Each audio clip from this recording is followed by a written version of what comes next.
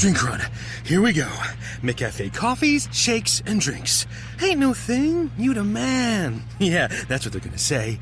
Oh, Kevin, thank you so much. We love you. That's right. You the champ. The drink run champ. Welcome to McDonald's. How can I help you? Own the drink run, Kevin. Own it. Now get a small smoothie, shake, or frappe for $2 on McDonald's $1, $2, $3 menu. Prices and participation may vary. Cannot be combined with any other offer or combo meal.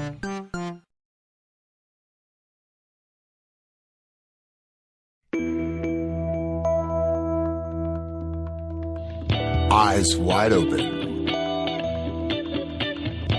Compassionate Conspiracy. With your hosts, Dr. Hans Utter and Kathy Dyer.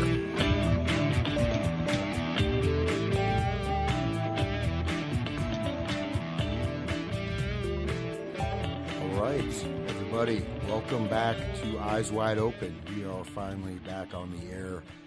It has been a long, drawn-out sequence of things that have happened. And, you know, everything from, I was traveling quite a bit. I finally just finished this long, extended series of shows and stuff I was doing. I did my last show today, and it's good. It was fun also, but I'm also glad that I'm done. And it looks like, based on all the signs, we are actually live on the air. And so far, nothing has gone wrong. The lightning bolt from heaven has not come down and destroyed my house. So that's pretty cool. Last week was a bit frustrating. We couldn't log into the server and all that. So people that heard the beginning of that same episode, definitely technical difficulties. I'd say I'm sorry, but in NLP it says confident people never apologize. That's also part of the PUA code of conduct, the pickup artists, which is that's a whole nother topic there. But I think that's a kind of a good lead in a little bit is NLP. NLP very in an analogous way to the to a certain extent to the Hegelian dialectic that is just sort of this trope, right, that everyone talks about that doesn't know what it means. Well, I think a lot of people don't really understand NLP, and NLP is not simply, encoded language patterns or anything like that, or just, they're using NLP in this. Okay, yeah, they probably are, but you know what NLP is? What is NLP? Well, I think it's much deeper because people don't recognize the effect that when they're using NLP, the effect it has on the body and how it can cause a form of hypnosis. It can really shape people's perceptions in ways that they aren't even aware of. Oh, definitely. Yeah. And NLP, just to give a little brief outline, NLP stands for Neuro-Linguistic Programming. And they are using essentially a cognitivist model of the mind, which is very similar to Chomskyan linguistics, in that there's a basic sort of signal processing system embedded in the mind, or whatever. So it's sort of a computer model applied to human cognition. But so NLP just sort of invented or compiled by Bandler and Grinder. Richard Bandler, who was a computer science student, and John Grinder, I forget, he's in psychology or linguistics or something, but they basically worked on the principle of modeling, which was to look at therapists that were actually getting results and to model their processes, to see what they're doing and sort of copy it and implement it. And one of the, you have a Virginia Sapphire was very, very important for NLP, as was Milton Erickson, who was sort of the father of modern hypnosis, as well as Bateson as well. But I'll just talk a little bit about Mr. Milton Erickson. So Milton Erickson was a true master hypnotist. This cannot be denied. And one of the technique that he developed and had this really a mastery in was the use of embedded command or trigger words through vocal inflection or speech emphasis. For example, you might feel something, you may want something, and with that, you may find that it means something to me. Okay. Now, Kathy, what I just did right there, Ericksonian hypnosis, you can't slap me because we're slept. I said, the command I gave is you want to sleep with me. That's what just came to my head because I emphasized those particular words, right? But there's a whole, okay, I didn't, I'm sure it didn't. I've already now broken the hypnotic spell. Not that I can't get slapped. It's good. You can't slap me with a microphone. You should. No, but that okay. So that basically, if you notice, that's what I was able to do just off the cuff very quickly. But so emphasize certain words in that speech by you have a word emphasis, but there's also other things. And so he could just talk. And sometimes, he would talk, it would seem just like it's kind of nonsense, and actually though he'd be able to put people into a trance or a hypnotic state very rapidly through these sort of embedded speech commands and things like that. And Bandler, who is a really interesting guy who actually was affiliated with the CIA, was implicated in a murder which he got off from, and he's he's known as. Can't help but wonder if he used NLP when he was brought up on charges for murdering that woman. Well, he most likely did actually, and he was doing tons of cocaine. This is the '80s in California, and just all geeked out. He was doing cocaine with all the CIA guys and stuff, and they was teaching him, and he has all these self-help tapes, which are just hilarious because he's doing the music also. It's completely whacked out, and he's completely whacked out, and I don't know how well they work or not, but he does that. I mean, the thing is, I used to enjoy his speaking because he's a very funny guy, but he also does this embedded command stuff all the time in his speech pattern. But anyway, so Bandler is still out there, and he made it through all these scandals. Like he lied about a lot of stuff, right?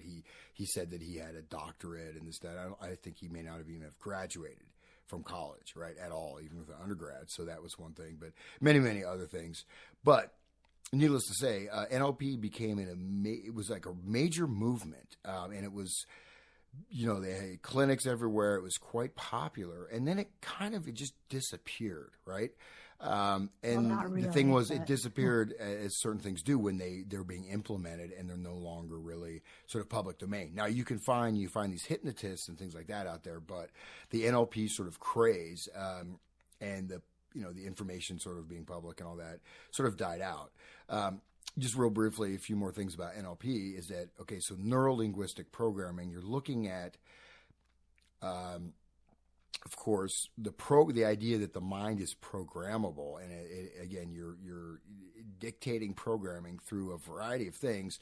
One of them being the representational systems or perceptual frameworks, right? So you have the different modalities of kinesthetic sense, of seeing, of hearing, of feeling, of smelling, and these things. And so the idea was that these are sort of different channels. They have this thing where if you look at someone's eye movements, and when they're talking, you can see what part of their brain they're accessing. That work has been kind of discounted.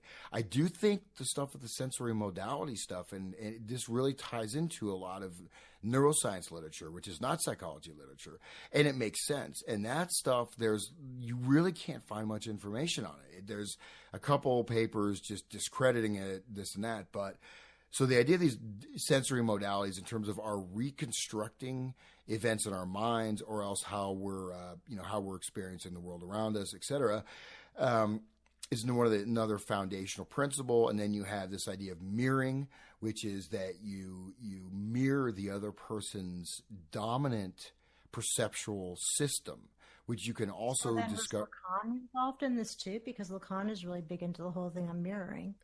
Lacan is this is NLP started quite a after Lacan's death. I mean, this started in the but I'm wondering if they incorporated his work. Well, And this is possibly, yeah. That's a good question. I have to look into Check that. that out. But the mirroring in terms of NLP is that like I would mirror you, right? I would match your.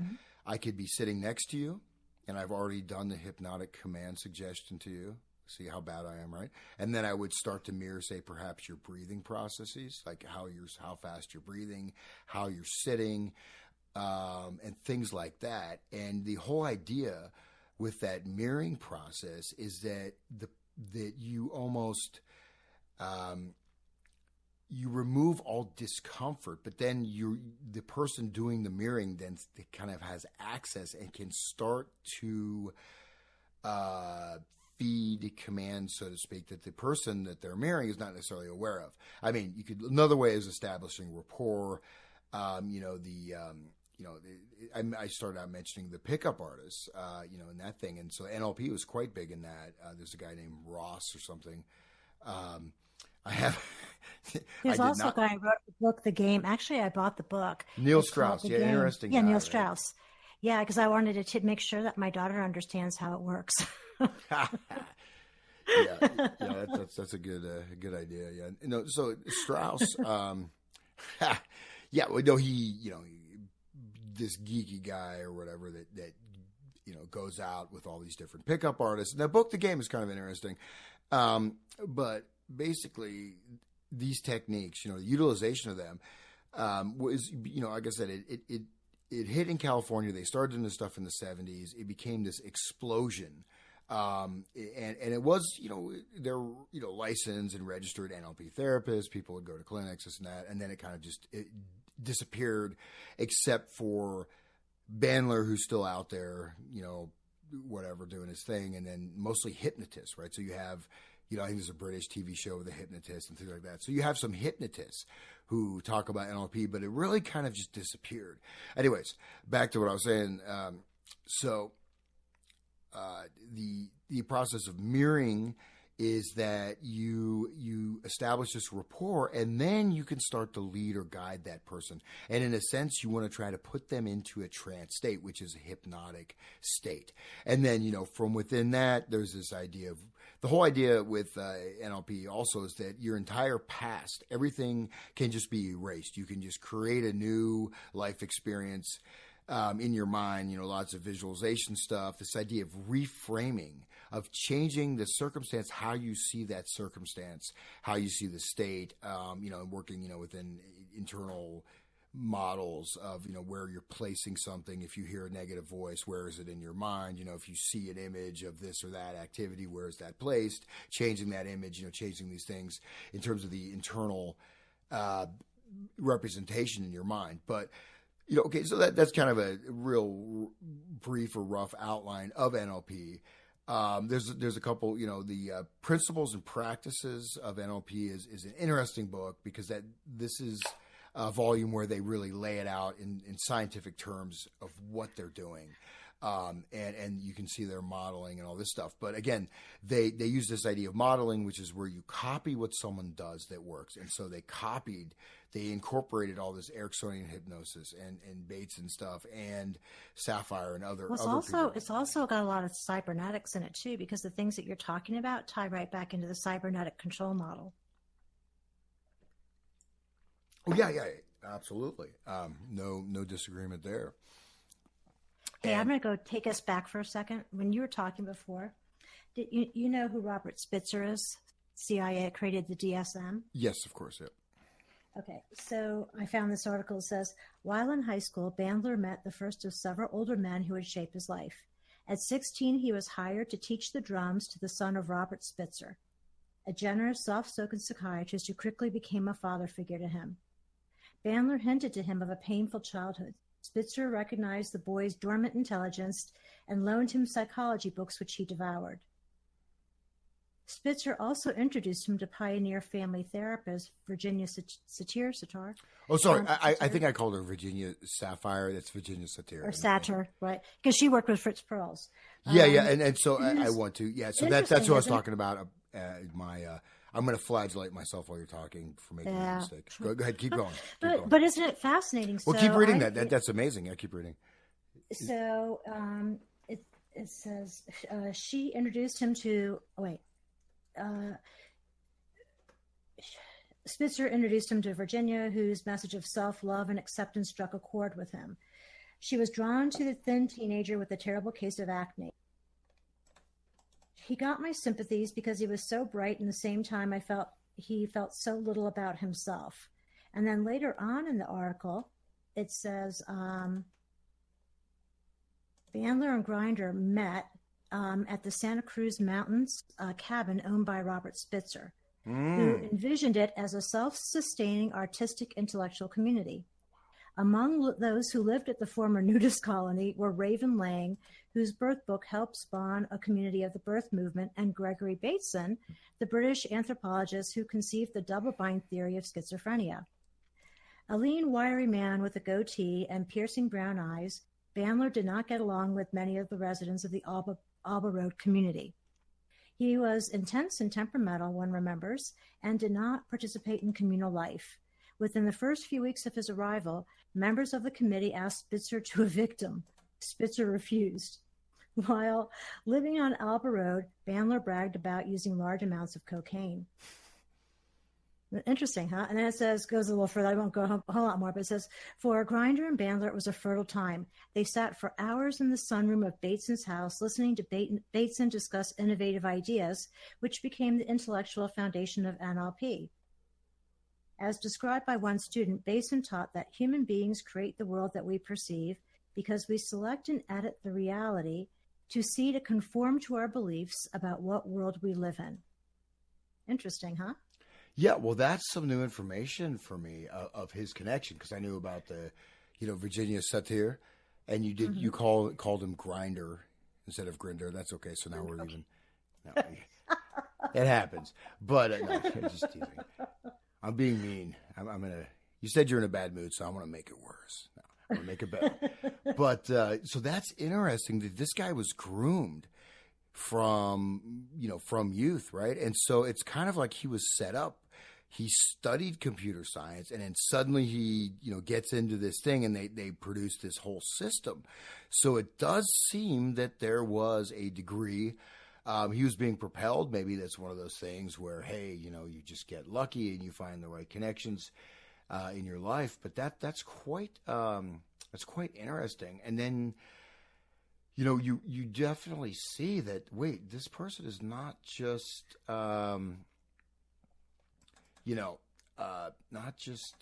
coming out of nowhere, right? And so as we sort of circle back, so NLP, it has some very valid points, and just as with hypnosis, hypnotherapy can be valuable and can work and things like that. The thing with NLP is that when you create this rapport state, when you're able to basically make the other person psychologically, or you could say better, maybe physiologically or, emotionally you think this person is yourself in a certain way, right? You just like, it's like everything I ever wanted to say is here. So that really allows this interjection of all these themes. And, so I think, we can go ahead and jump off into this topic, which is really, we're going to really get into a lot of details here and things that haven't been covered in depth. And one reason that I like this stuff is that, like the Fred Smith, the person you said? Fred Turner. Okay. So that's exactly what I've been saying, right? That's what I said in the series on FM radio don't know about who Fred Turner is. About the counterculture. Yeah. So he's a professor.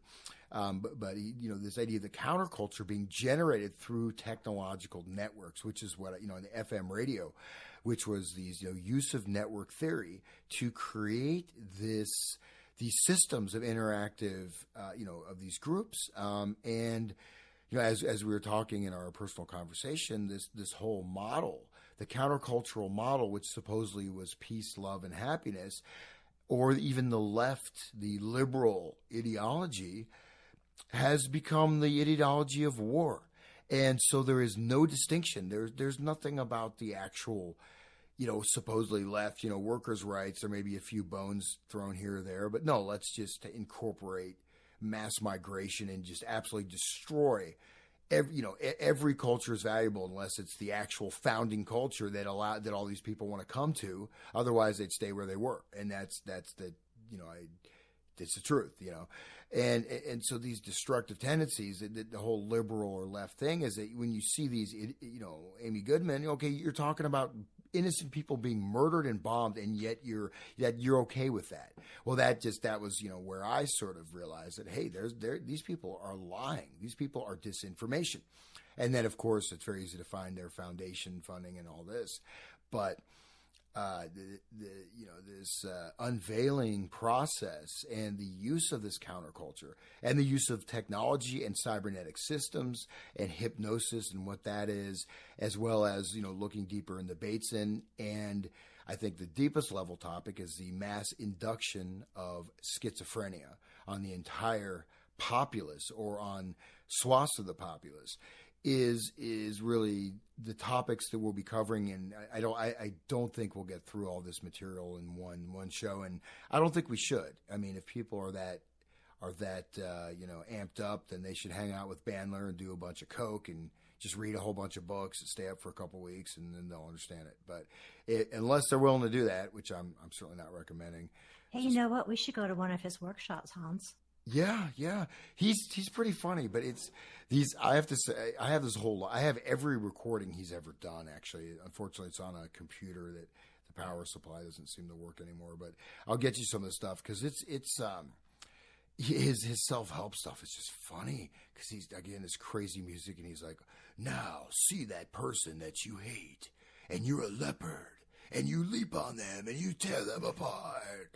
And let's go back to, and they're just really weird, and they're entertaining, but they're also extreme. There's extreme. So after you listened to it, what did you do? Well, I mean, the stuff is extreme. The thing is extremely dissonant music, and he's this normally it will start out with he's got this kind of fruity keyboard sound, but and then he goes into these crazed, almost like free jazz with someone who's kind of a musician, but not really, but it's super dissonant. Some of it it's pretty funny, but he's also very funny, right? But he's also kind of a demonic type of individual at the same time. But, it kind of turns out that a lot of people that are involved in all this have those types of qualities, Absolutely. And Kathy, would you mind, maybe turning up your mic or talking closer to the mic? Oh, sure. Sorry. One thing that was really interesting was when I came across and doing the research on cybernetics, and I've had a book for ages, and I walked by it and I picked it up off my shelf and started reading it. It was like I had no idea it was about schizophrenia and how cybernetics was used with schizophrenia. And that's what opened up the gates for all of this, where I discovered what you and I were talking about, that Fred Turner keynote, where he talks about from the counterculture to the cyberculture. And it's it just shows you that these things didn't just happen. And I think that's what's really important about NLP and the things that we're talking about, is that it's easy to think that it just happened. And to your point, if you think it just happened, then you think you helped to create it. But what if it's like cybernetics, which means to steer? It was created and meant for you to attach to it and then think it's yours. And then it has a very different meaning to the person. Yeah, no, that's certainly true. And what I like is in the Fred Turner stuff. I mean, that's exactly what I have been saying. And it's just that, okay, maybe there's a bit more clarity, but also the fact that, okay, this stuff, even the schizophrenia stuff, and seeing this, what, at least for me, and not in sort of a weird way where I'm getting validation from it, but I am in a certain way, because it's exactly what I'm saying. But being able to, I've had people kind of, oh, he's just, he's just speculating BS or whatever, and that, which I'm not, but I'm also, oh, you can't hear me right now? Hello? Can you hear me? Hello. Still have a signal. Okay, I'm still recording. And it appears that I still have a broadcast signal. So, Kathy, I think we've lost you. And it is time we can just do a little break here. No, I can't. Okay, you're back. I can't hear you because I just turned on. I just turned you on streaming, but I can't hear you through my headset. Oh, you can't hear me on your headset.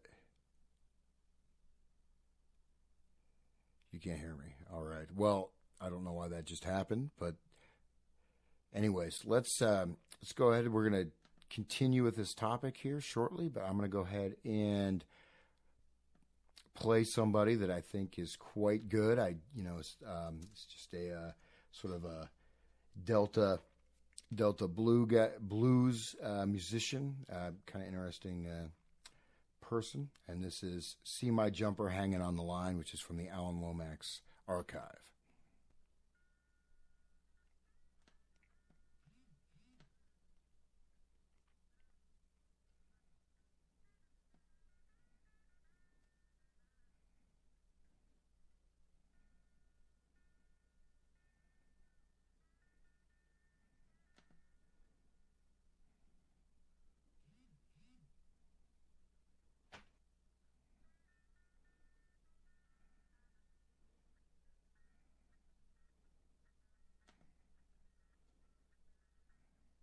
All right. Looks like it's not playing there. All right. We have a YouTube snafu there. Okay. I'm going to go ahead and play another track here. Kathy, can you hear me now? Can't hear you. You cannot hear me.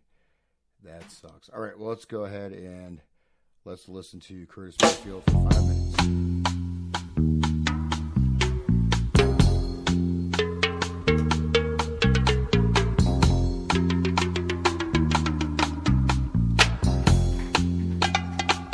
I can't hear you. Can you hear me?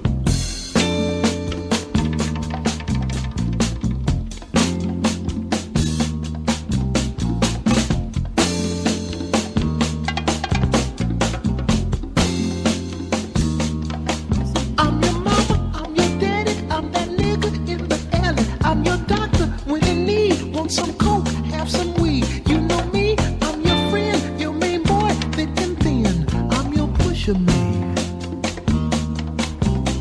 You'll push me.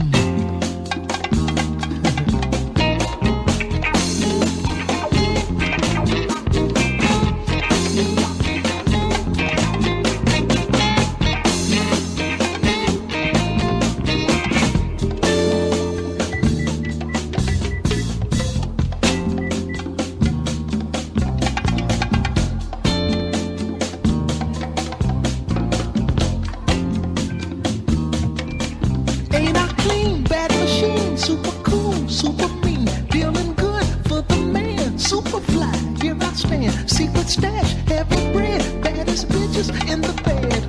I'm your pusher man. I'm your pusher man. I'm your pusher man. Silent life, crime. A man of odd circumstance, a victim of ghetto demand. Stop, and I'll let you trip for a while. Insecure from the past. How long can a good thing last? Ooh, got to be mellow, y'all. Gotta get mellow now. Push your man, get mellow, y'all.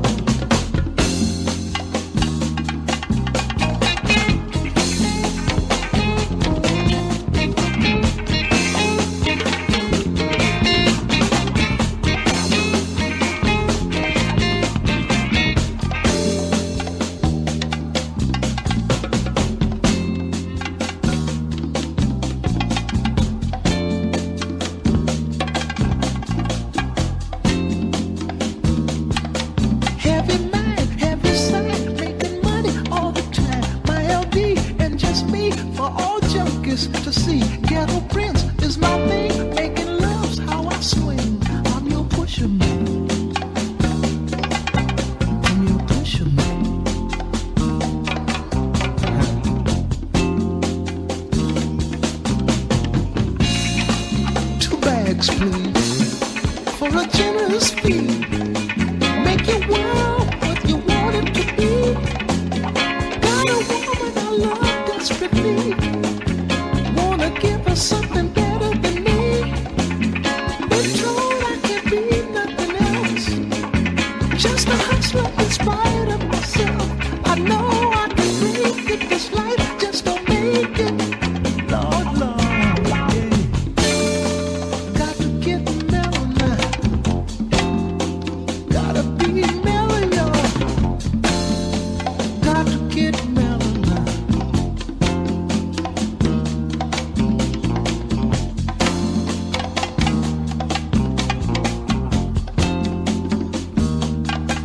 I'm your mama, I'm your daddy, I'm that nigga in the alley. I'm your doctor when in need. Want some coke, have some weed. You know me, I'm your friend, your main boy, thick and thin. I'm your pusher man. I'm your pusher man.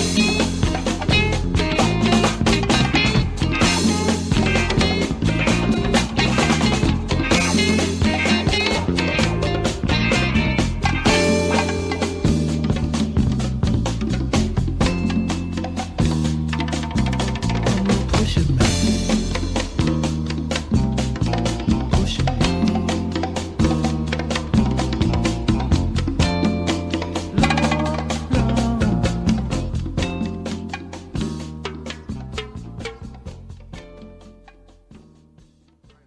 Welcome back. Kathy, are you there? You're unmuted. I hope you are. So we are back live here, and I'm just going to go ahead and dive into this article we're going to be discussing here. And that is from the Co-Evolutionary Quarterly of June 1976. And it's a very interesting interview between three very important people. One of them being Gregory Bateson, the other one being his wife, Margaret Mead, and the third being Stuart Brand, the founder of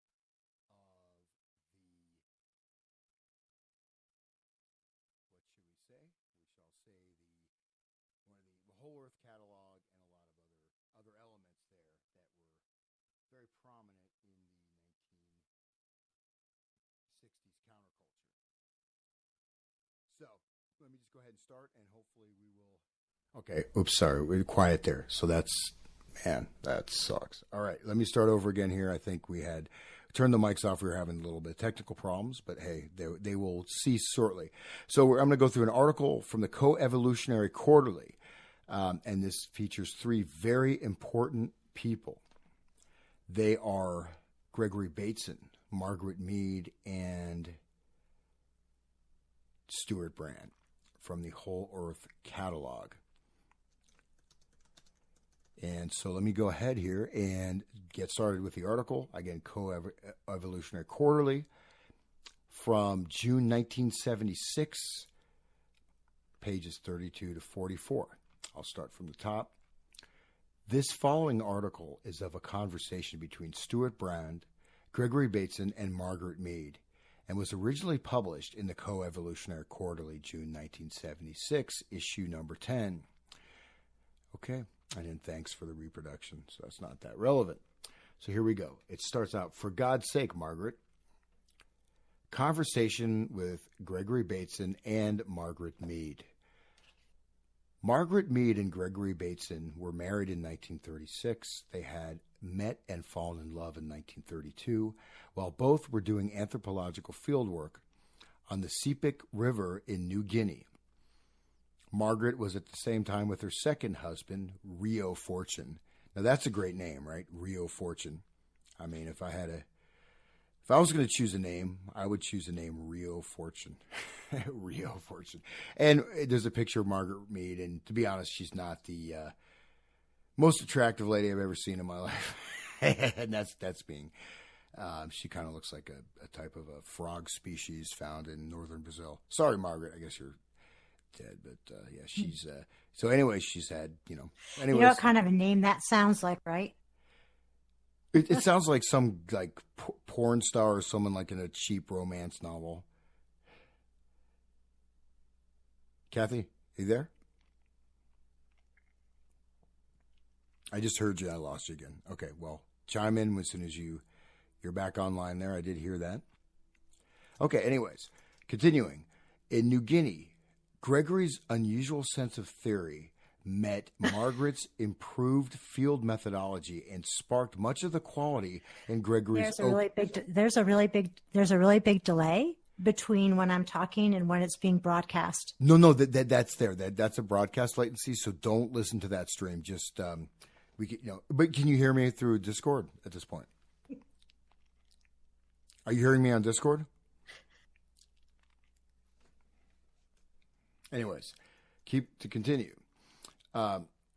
In New Guinea, Gregory's unusual sense of theory met Margaret's improved field methodology and sparked much of the quality in Gregory's opus on the Latmal tribe Navin.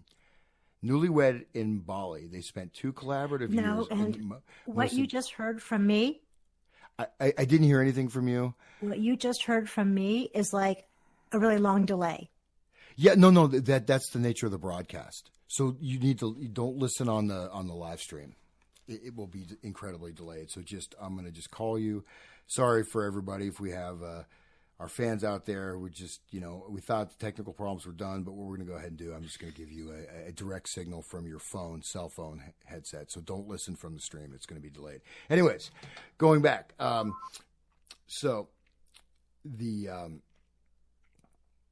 Newlywed in Bali, they spent 2 collaborative years in the most intense productive fieldwork of their lives, developing, among other things, a still unmatched photographic analysis of the culture.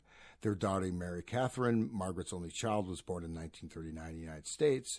Gregory and Margaret worked together on the result of their Bali fieldwork, Balinese character, a photographic analysis, and then were separated increasingly by World War II and their own diverging interests.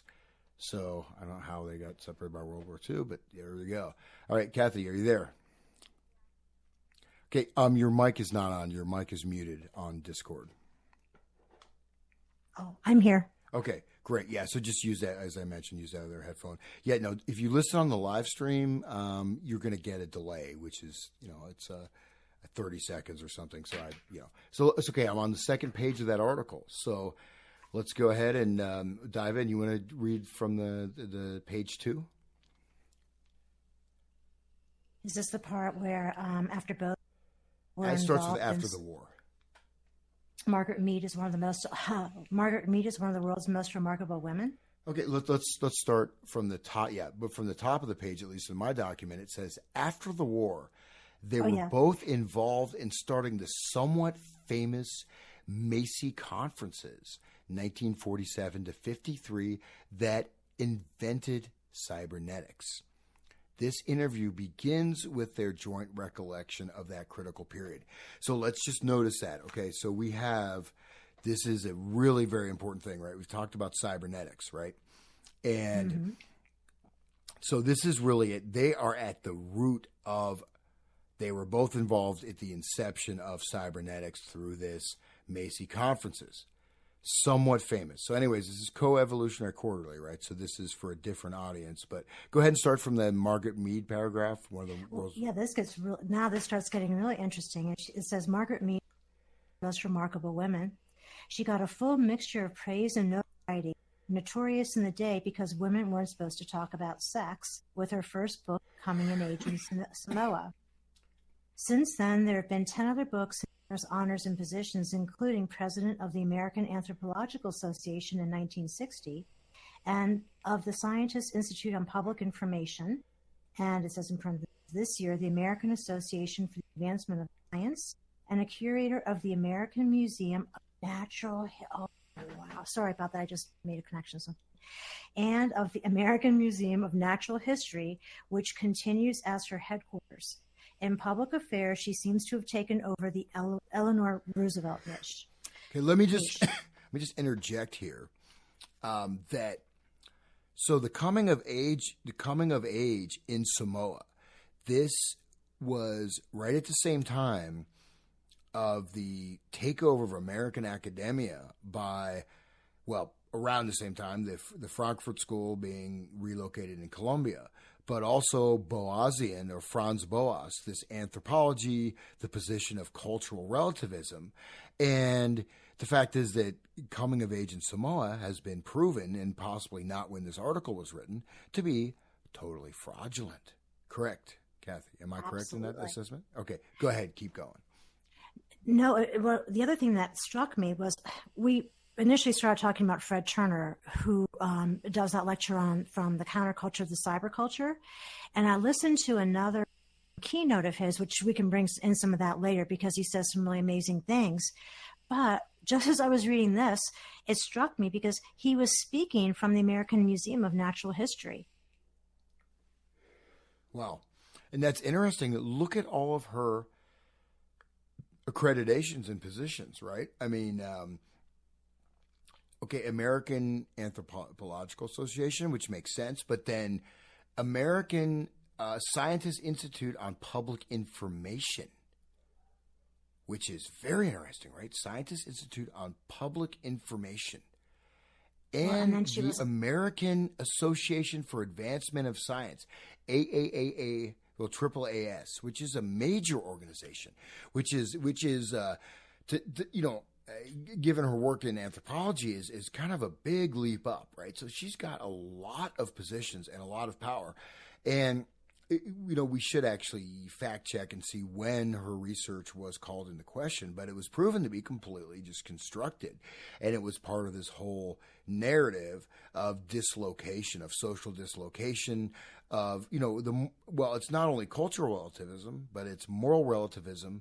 It's a type of pragmatism. It's basically that the sort of like the communist thing of the ends justify the means. So if you're Pol Pot and you need to bring about year zero, you just go ahead and murder, 40% or 30% of your population in the killing fields. And that's okay because it's a different culture, and all cultures are different, and nothing is better than another culture, including cultures that practice things like cannibalism, which is still going on, which we will not delve into today. Hey, one thing I want to go back to that I discovered that's not in this paper, but in another one, is that she also served on the Committee for National Committee for what? I'm sorry, you cut out there. The Committee for National Morale. It says the Committee for National Morale, United States Presidential Advisory Committee, organized to analyze the nation's overall morale during World War II. Members included notable journalists, anthropologists, psychologists, including George Gallup, Margaret Mead, Gordon Allport, Ruth Benedict, Leonard Dube, Eric Erickson, Eric Fromm, and Jeffrey Gordon. Amazing. Hey, Kathy, can you turn up your volume a little bit? Sure. Okay, great. Amazing how many technical issues we're having. It's like Well, actually, you're kind of cutting in and out. But anyways, we're just going to keep going. It is interesting, though, when you start talking about certain things, you do sometimes get some weird technical things going on. That's why, the live thing, there's a little bit of adrenaline rush, especially like, when you have all these things go wrong. And it's like kind of a little thrill, right? It's a bit of a, what do you call it, sadistic or maybe a masochistic tendency for the audience, but at least, but it's also, it's something about being live and whatever that means, right? You're connecting the power of the radio, you're able to in real time, I don't know, we may have, a few listeners out there, but to be able to connect though, and just actually in a certain way, there is a feeling of this broadcasting of a message. There is a potency and power, which we can go back into Turner stuff on that. But anyways, notice her range and her reach. And again, based on this, her main work was what?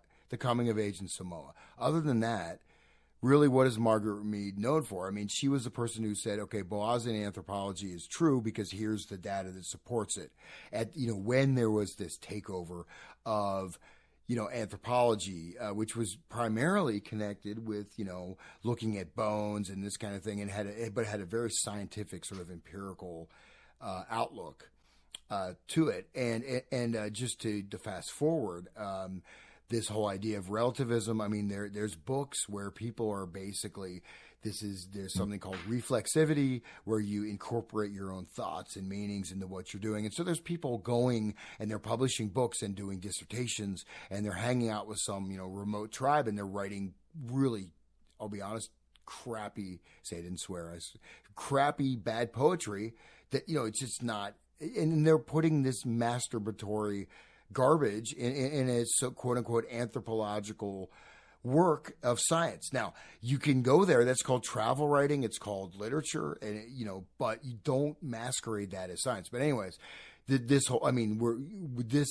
this process has culminated in what we see now, like we see in Canada, where there's infinite number of different genders. If you don't take someone's gender, which is biologically determined, except for in cases of hermaphrodites or whatever, it's not something you can just change, right? I can't change my skin color. Now I can, but there's it's going to cause health consequences. If I change my gender, I'm going to surgically rip my body apart and create devastating consequences. So, but anyways, this whole relativism, whatever you want to call it, these are sort of the founders of it. But notice also that the reach of their scope is not limited, especially by one book, which I want to see when that was discredited, but it was I'm sure by even the time this article was written, this is almost 40 years later, right? I think, or 30 years later, well, 35. It was already blasted. So do you want to continue with the next paragraph, Kathy? Or? Sure. After Bali and the Macy conferences, Gregory Bateson went on to work with schizophrenics, alcoholics, artists, dolphins, students, and steadily more general set of understandings of what they all have in common. He co-authored a book, Communication, the Social Matrix of Psychiatry, and edited Percival's narrative, a patient's account of psychosis. Mary Catherine, his daughter, and Margaret's daughter wrote a book about one of Gregory's conferences, Our Own Metaphor. His collected papers appear in A Step to an Ecology of Mind, a book that wowed me out of my shoes. If Gregory lives long enough, he will get the Nobel Prize for the double-bind theory of schizophrenia. All right. Yeah, Greg is just a great that guy. just tells you what the Nobel Prize is really about. And this is, okay, let's... We'll pull this apart, and then I actually have to get a power supply for my computer. See if I can make it towards the top of the hour. But so these are very important books. Communication, the Social Matrix of Psychiatry. And as we were talking today, when I was lounging in my hot tub, I'm living the P. Diddy lifestyle. Is it P. Diddy or one of those guys, right? No, just kidding. Don't have a hot tub, but if I did, I would be lounging in it. But the idea was that Freud, the impact of Freud was that in terms of psychology, which, retained and was based in an empirical methodology. Now, this primarily was behaviorism and things like that. But Freud's stuff, it scientifically just does not cut it at all. It's completely bunch of conjectures and imposed systems on data. But where psychotherapy in the Freudian terms really gained potency and power was in the field of psychiatry. And here's the thing: psychology or psychotherapy, you're talking to somebody. Psychiatry, you can give them a lobotomy, you can give them electroshock, you can inject them full of all kinds of drugs, hypnotic class drugs, things like that. So you can get children to have sex change operations at 16, which is covered by the insurance when people are dying because they can't get a kidney, but yet you can get your balls cut off, or whatever. I want to cut my balls off. Okay. Seriously, we're really seeing, as we're going through this and breaking it down, really seeing this is the real beginnings of the breakdown of society. Yeah, absolutely. Yeah, we can go back a little bit earlier, but in terms of the implementation, and especially, I think one thing we should be aware of, and that's, is just as I mentioned with NLP, you have Kurt Lewin,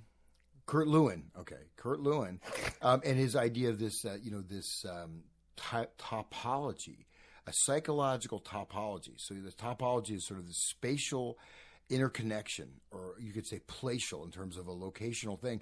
You're looking at groups, and suddenly you have a means to influence large populations almost instantaneously through the mass media. And so we can go back to Gordon Allport, The Psychology of Radio, the Princeton Radio Project, right? All this stuff. It's very, very interesting and valid towards this towards his goal. But I just so that what can you tell me about that book, The Communication, the Social Matrix of Psychology? Yeah, I'm anxious to read it. Oh, you haven't read it yet. Oh, you said you're ordering it, right? Bateson is very, very interesting because he was influential in so many areas, right? Because I knew him as just initially when I was doing like graduate work, through kind of radical anthropology and anthropological techniques, and then I knew him through NLP, and then discover that he is just massively involved in so many areas that it's really absolutely fascinating. Well, it's really fascinating because, here he is an anthropologist, but he's writing this book, The Social Matrix of Psychiatry. He's also, it was surprising to me to discover he was considered one of the founding fathers of family therapy. Then we know that he was, the head of the OSS and the CIA. He also worked with Huxley on MKUltra. He was also part of the Macy conferences. So, you think about he and his wife, all of, where they're showing up and the power that they've had in society is really quite astounding. No, absolutely. I mean, and so we're seeing this intelligence agency connection, right? You know what? Let's, I do need to get my power supply, and I'm going to go ahead and just play this little thing about Bateson, which is a clip of a documentary on him made by his daughter. This is called An Ecology of Mind. So we're going to play that, and this is approximately 5 minutes here. Oh, no, it's about 3 minutes and 42 seconds. So here we go. From everyone and everything around him. From the dog, from the fish tank, from the scientists who came to visit, from poetry, from artwork, from me. And as a child, I learned from him that learning never stops. It is more than fashionable. It is inculcated by our great universities who believe there is such a thing as psychology, which is different from sociology, and such a thing as anthropology, which is different from both, and such a thing as aesthetics or art criticism, which is different from both, all three, all four, whatever, and that the world is made of separable items of knowledge in which, if you were a student, you could be examined by a series of disconnected questions called true or false quizzes, quiz bits, as you might say. And the first point I want to get over to you is that the world is not like that at all, or let us be more polite. The world in which I live is not like that at all. And as to you, it's your business to live in whatever world you want to. Gregory Bateson challenged us to rethink or to stand back and try to perceive in a different way, to see how reality is actually operating. How does biology work? How do we work? How does even our own thinking get determined by larger ideas? When finally one of his ideas went ka-thunk and fell into place, the waves, like the whale flapping its tail, were enormous and just echoed out into all these different disciplines. So his inspirational quality was really quite extraordinary. That he worked in so many disciplines is a consequence of his way of thinking. He was not interested in specializing in a narrow field. He was interested in larger patterns. He was interested in how things are connected, and especially how living things are connected. From biology at the beginning, into anthropology, into systems of ideas, pathologies of systems of ideas, and then to systems of ideas which are how we all try to live together. And we all includes the animals and the plants as well as you and me. Looking at just how reality unfolds and how it all works. And when you take a little piece of it, then you just look at that little piece and you come up with a lot of erroneous interpretations of what's going on. I've always thought that way. Yeah. that the relation between me and that book, or the book and the table, is still a microcosm of the relation between man and God, or God and the devil, or what have you. But the big relations and the small relations are all the same thing. For study purposes, you have to work with small ones sometimes. And then people blame you for working with small ones. Then you start working with big ones, and they blame you for being a mystic. No, but it's all the same business. All right, so that's a clip there from this documentary. So this clip was, kind of shows the importance of Bateson. Kathy, your microphone is muted, by the way. You need to unmute your microphone there. Your microphone is muted on Discord. Click on that symbol so you unmute yourself. You're still muted. All right. Well, I'm going to continue with the reading here and go ahead and unmute yourself. So we go on. So Margaret is now 75, Gregory 72. They seldom meet, though always affectionately. Gregory has a son, John, 23, by his second wife, and a daughter, Nora, by Lois Bateson, his present wife. This meeting with Margaret took place in Gregory's home near Santa Cruz, California, in March of this year, which, of course, is all the way back in the day of 1976. All right. And, Kathy, you are still muted on your microphone there. So you want to... I'm not. Okay, now you're not. Okay, go ahead. So you can be Margaret. I'll be Stuart. Well, so I think what's interesting is, like, Stuart Brand now says he wants a little bit of background on how the whole Macy thing got rolling and what the sequence was. And Gregory Bateson says, well, that was a meeting in what, 1942? Interesting, because you'd already talked earlier about, the Macy conferences starting, in 46? And so then Stuart Brand says, well, who started it and what's it about? And then Bateson says, well, the meeting was called Cerebral Inhibition, which in fact was a meeting on hypnosis. Cerebral inhibition was a respectable word for hypnosis.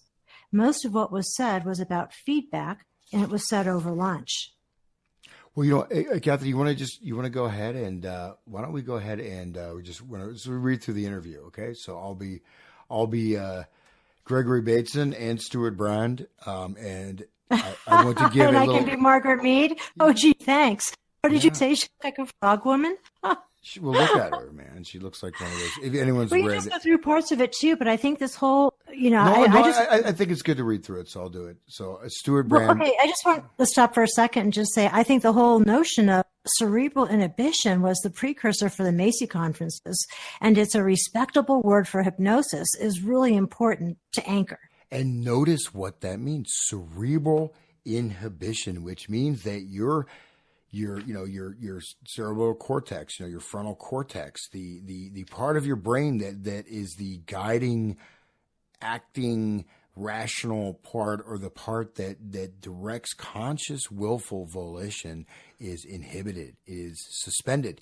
And I've talked a little bit about Luria's experimentation on sensory inhibition, which is also very similar. The sensory inhibition, the effect of one sense to blot out or block out another sense, and this.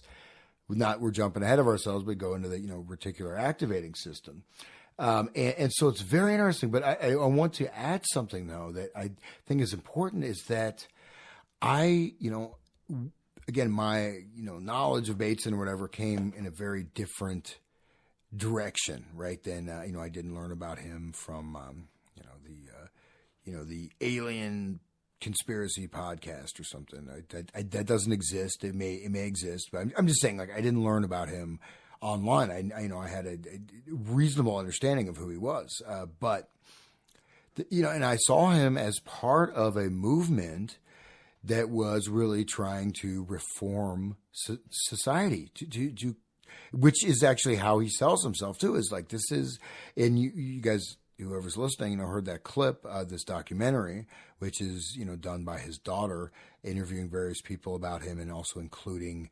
interviews and his lectures, etc. But this idea that he was sort of this change agent, which is of course another great term, Saul Alinsky-esque term, but that Bateson is somebody who was really trying to break through the massification, the dominant group conformity ruled by an elite and this and that. He's providing some type of freedom, and yet you see this guy is connected in all of these intelligence agencies. And Margaret Mead is working for morale, which is basically what is propaganda, right? They're trying to get people to want to go out and kill their fellow Europeans during this war that World War II and all this stuff, and so it's very important to see that these people, while they're the thing is, they're involved in so many areas. It's very easy not to see the big picture of what they're doing, because you can see. They said that the committee was created because they were concerned about fascism. Apparently, in the late 30s and 40s, some fascists rallied at Madison Square Garden to stop Jewish domination of Christian America. And it was really interesting because some other names come up, and I just don't want to go down that path. But it's interesting because there was concern that FDR might have been taking a different bent than they were comfortable with, and that he might be creating centralization of the state. And so what they talked about, and this is what Fred Turner brings up, he says, how could America make propaganda in a way that they could stir our own people to resist fascism without turning them into fascists? Yeah, well, let's just look at a few things. And getting into Roosevelt, who I always thought was, this guy is a great person, the Public Works Commission, all this.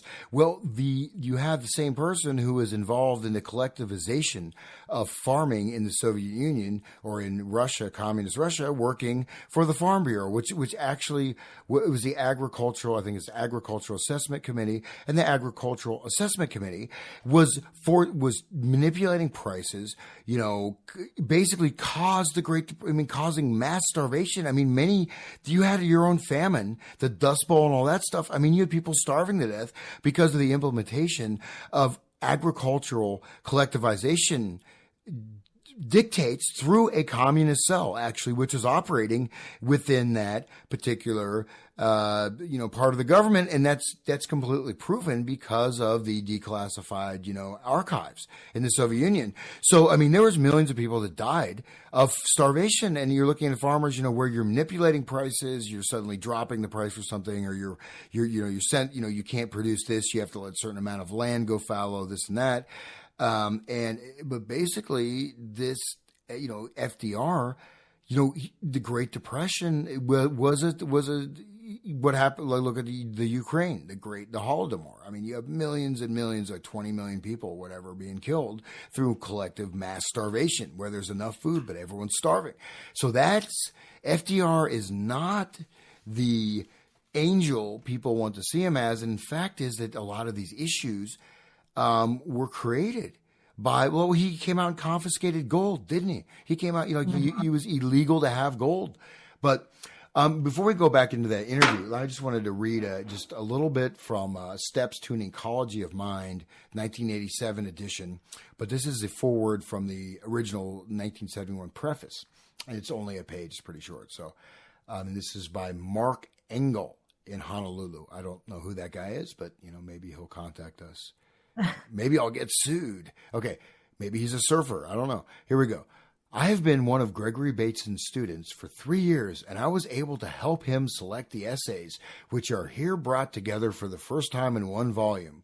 I believe that this is a very important book, not only for those who are professionally concerned with the behavioral sciences, biology and philosophy, but also those of my generation, the generation born since Hiroshima, who are searching for a better understanding of themselves and their world. The central idea in this book is that we create the world we perceive, not because there is no reality outside of our heads, parentheses, the Indo-Chinese War is wrong. We are destroying our ecosystem and therefore ourselves, whether we believe it or not, in parentheses. But because we select and edit the reality we see to conform to our beliefs about what sort of world we live in. The man who believes that the resources of the world are infinite, for example, or that if something is good for you, then more of it is the better, will not be able to see his errors, because he will not look for evidence of them. For a man to change his basic perception-determining beliefs, what Bateson calls his epistemological premises, which are perception determining beliefs. And what does Cass Sunstein sign it? Crippled epistemology, right? So this idea of epistemology. Okay, go on. He must first become, and it's interesting to note just in this text, like become, you have be-come, and there's several other words like represent. Well, is the word transformational in there? Because they love that word. Yeah, well, okay. I didn't see it yet, just reading the forward here. So become aware that reality is not necessarily as he believes it to be. This is not an easy or comfortable thing to learn, and most men in history have probably been able to avoid thinking about it. And I am not convinced that the unexamined life is never worth leading. Notice that. And I am not convinced that the unexamined life is never worth leading. He doesn't say living, he says leading. But anyways, but sometimes the dissonance between reality and false beliefs reaches a point where it becomes impossible to avoid the awareness that the world no longer makes sense. Only then is it possible for the mind to consider radically different ideas and perceptions. Specifically, it is clear that our cultural mind has come to such a point. But there is danger as well as possibility in our situation. There is no guarantee that the new ideas will be an improvement over the old, nor can we hope that the change will be smooth. Already there are psychic casualties of cultural change. The psychedelics are a powerful educational tool. They are the surest way to learn the arbitrariness of our ordinary perception. Many of us had to use them to find out how little we knew. Too many of us became lost in the labyrinth, have decided that if reality doesn't mean what we thought it did, then there's no meaning in it at all. I know that place. I have been lost there myself. As far as I know, there are only two ways out. And then he talks about religion. I'll kind of summarize this. One is religious conversion. I tried Taoism. This solution may satisfy some, although there is always a danger of Satanism. But I think that those who choose ready-made systems of belief lose a chance to do some truly creative thinking, and perhaps nothing less will save us. The second way out, thinking things through and taking as little as possible on faith, is more difficult. Okay, intellectual activity from science to poetry has a bad reputation in my generation. Really? Okay. Blah, blah, blah. Okay. Learning to think. Gregory Bateson is teaching us to learn to think. But the essence of all of our problems is bad thinking, and the only medicine for it is better thinking. And this book is the best, a sample of the best thinking I've ever found. I commend it to you, my brothers and sisters of the new culture, in the hope that it will help us on our journey. Okay, so we're looking at this thing, the idea that the I mean, boy, what comes to mind is like, what is a cultural mind? Is that like a Borg? You know, and that we have psychic casualties. You know, the thing is, when people read things like this, they don't really understand what they're saying because they take it literally and it's supposed to sound good. We're progressing, we're moving forward. Well, what does it really mean? You know, I'm surprised you didn't say that we're creating a new utopia because they just love that word. So it's like breaking it down. What are they really telling us? Yeah. Well, before I do that, I just want to go and just bring a couple other things there's a second forward. I think it's his daughter, Massachusetts, 1987, most likely, and Harvard, Cambridge, Massachusetts. Anyways, so this is the 1987 preface. Gregory Bateson was fond of quoting Heraclitus. Into the same river no man can step twice, particularly in his later work, in which he was trying to define the nature of the interface between the realm of mind and physical reality, and to discuss the way in which mental process establishes landmarks or thresholds, meanings and definitions in the world of flux. But a book is like a river. Okay, it just goes on. And I just want to say, okay, he is one of a group of thinkers working towards an understanding of communications, of the importance of self-regulating systems. What's a self-regulating system, Kathy? Which is cybernetics. Cybernetics. And that shocked me. And the causal role of ideas, messages, differences.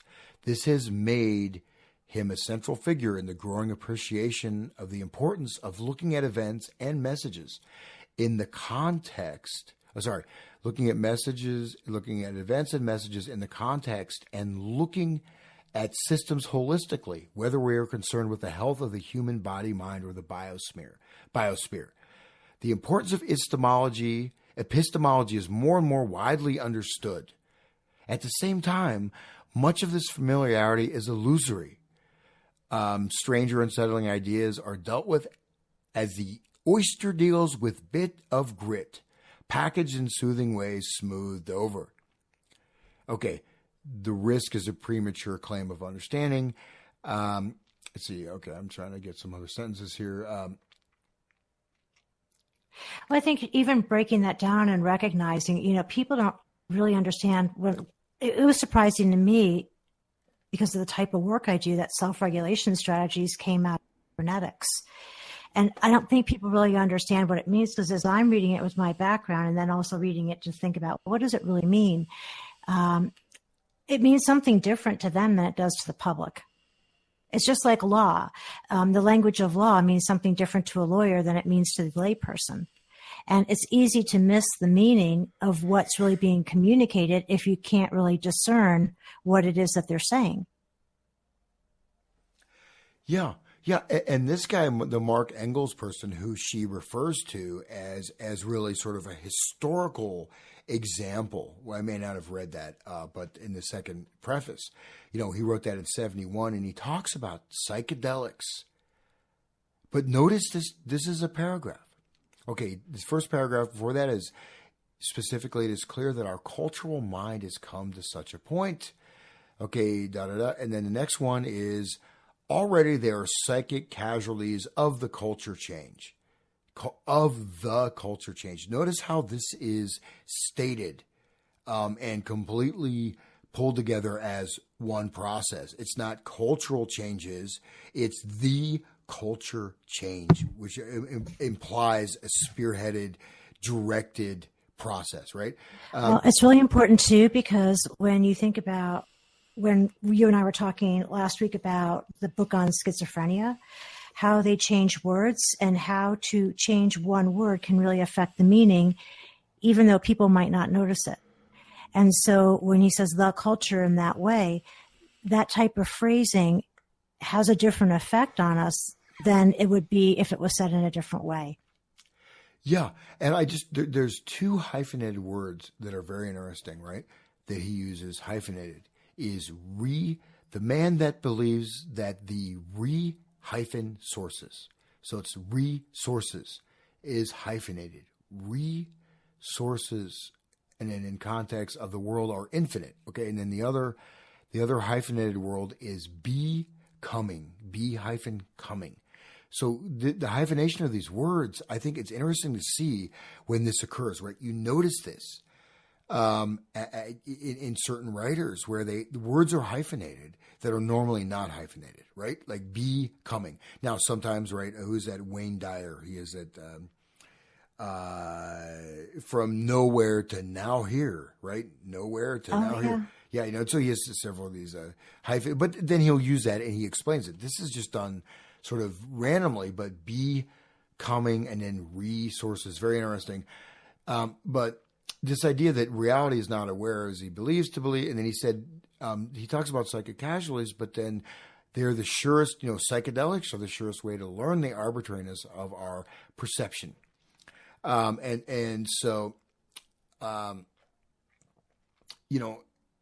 This is, but you have to understand, this is somebody who's probably is very well-meaning, whoever that was, this particular person who is Mark Engel, right? And, you notice that even when, in the second introduction, she's talked about as just one of these kind of hippie people that became involved with Bateson, and he's sort of a reference point for that space and time. And so obviously maybe the guy just burned out and didn't go anywhere in his life, but he's sort of,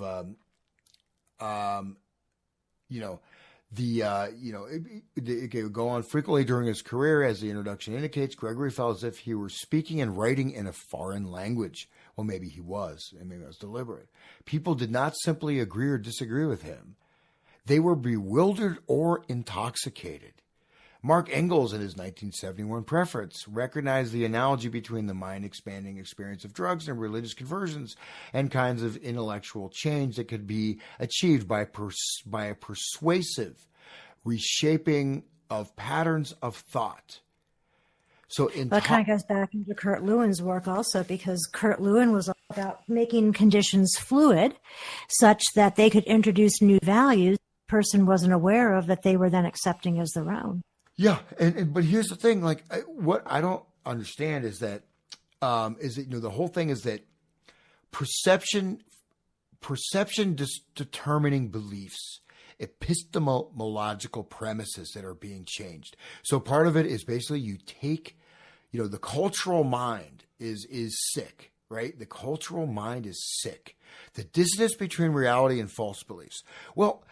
Okay, now, in the case of an individual neuroses, right, if you have some, if you have, some kind of manic disorder, or you have anorexia, if you have a transgender, body disconnective disorder, then yeah, that's what you're experiencing. But for most people, there's a little bit of if you realize that, wait, okay, most of the stuff, the mainstream media is a complete pack of lies, this and that. But is it really... Do you really lose your orientation or moorings in the world because of that perceptual shift? But what he's talking about is necessity is that, okay, reality is not necessarily as he believes it to be. Well, that's something that I think that, that's okay. Well, and I'm going to make a jump, and that creates dissociation.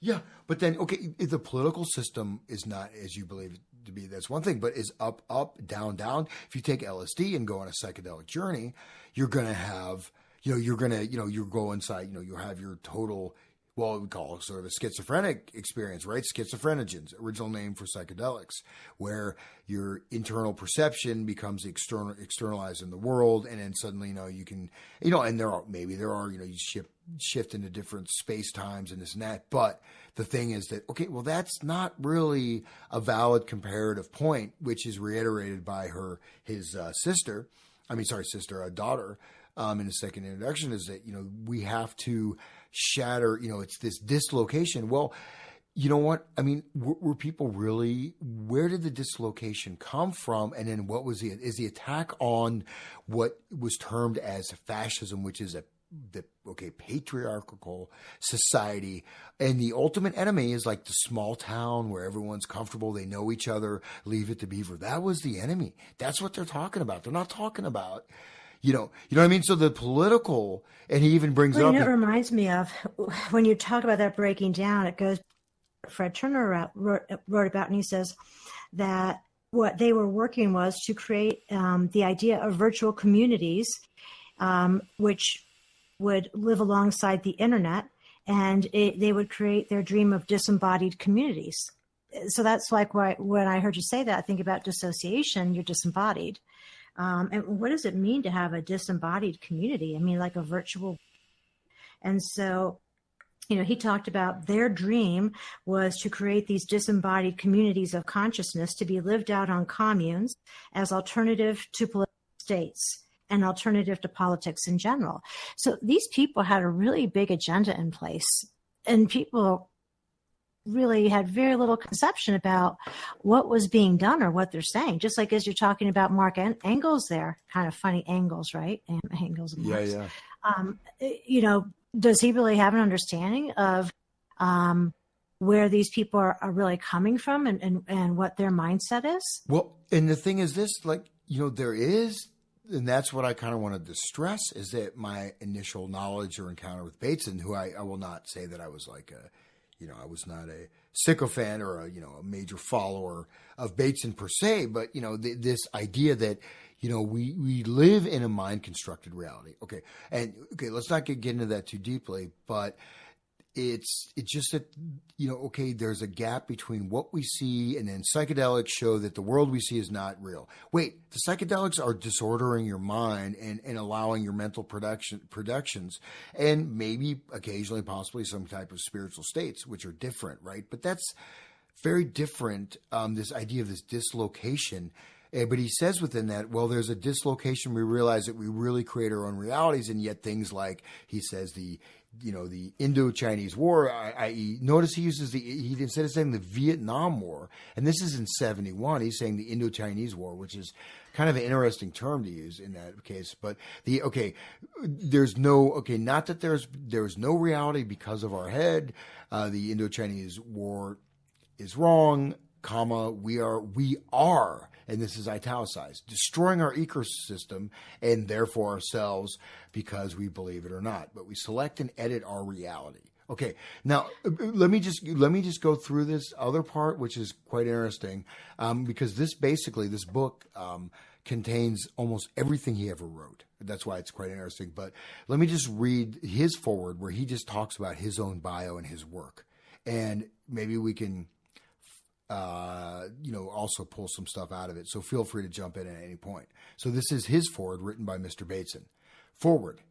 Some men seem to be able to go on working steadily with little success and no reassurance from outside. I am not one of these. I have needed to know that someone else believed that my work had promise and direction, and I have often been surprised that others had faith in me when I had very little in myself. I have at times even tried to shrug off the responsibility, which their continued faith imposed on me by thinking, quote, but they don't really know what I am doing. How can they know when I myself do not?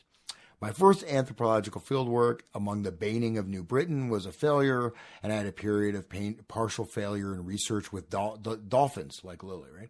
Neither of these failures... Well, that brings up... Well, Judge, let's just stop there, because that came up in the other thing that I was reading about work that they were doing, and it makes me wonder, like the whole thing around like John Willie, so it goes back into the article with Stuart Brand, where he says he went on to work with schizophrenics, alcoholics, dolphins, and students. And that's really interesting because he worked with Alcoholics Anonymous, so he was very involved in that. And then if he's working with dolphins, likelihood he's working with John Lilly. Well, I don't know. And that comes up. Well, let's just go through this. Let's continue. Okay, I'll some of this, the beginning part is sort of this apologetic or whatever. And then, okay, first I have to thank the Council of Fellows of St. John's College, Cambridge, who elected me to a fellowship immediately after my failure among the Baning.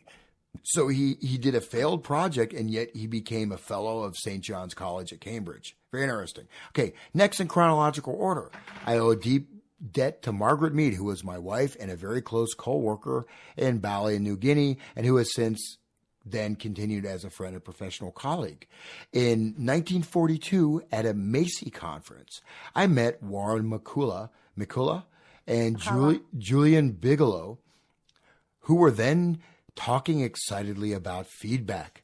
The writing of Naveen had brought me to the very edge of what later became cybernetics, but I lacked the concept of negative feedback. When I returned from overseas after the war, what are you doing overseas there? CIA, right? I went to Frank Fremont Smith of the Macy Foundation to ask for a conference on this then mysterious matter. Frank said that he had just arranged such a conference with McCullough as the chairman. What a coincidence. It thus happened I was privileged to be a member of the famous Macy conferences on cybernetics. My debt to Warren McCullough, Norbert Weiner, John Van Neumann, Evelyn Hutchinson, and other members of these conferences is evident in everything that I've written since World War II. In my first attempts to synthesize cybernetic ideas with anthropological data, I had the benefit of a Guggenheim Fellowship. In the period of my entry into the psychiatric field, it was Jürgen Rusch, with whom I worked with in the Langley Porter Clinic, who initiated me into many of the curious features of the psychiatric world. Maybe we could stop there for a second. He was working where? At the Langley Porter Clinic. What's that famous for? MK Ultra, right? Mm-hmm. Okay. I like the word I was initiated. That's an interesting word.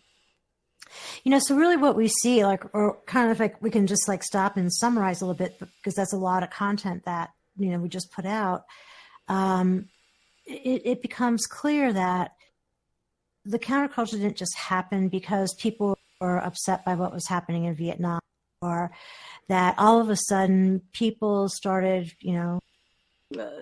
feeling sexual in a way that they had never experienced before. It was a confluence of things coming together, but not necessarily by them, but by the environment. And that's what cybernetics is about, shaping society without them realizing that they're being shaped, or that they're doing things not because it's their own volition, but because there's been something subliminally that drives them to do this. Yeah. And then, like I said, we can unpack this in much further detail later, but it's important to acknowledge that, okay, there's a lot of names he dropped, but notice this language. And there's a separate paragraph, and he says evidence and everything I've written since World War II. Paragraph of one sentence.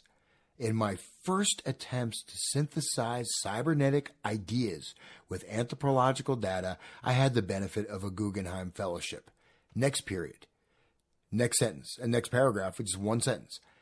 In the period of my entry in the psychiatric field, it was Jorgen Rusch, who initiated me into the many curious features.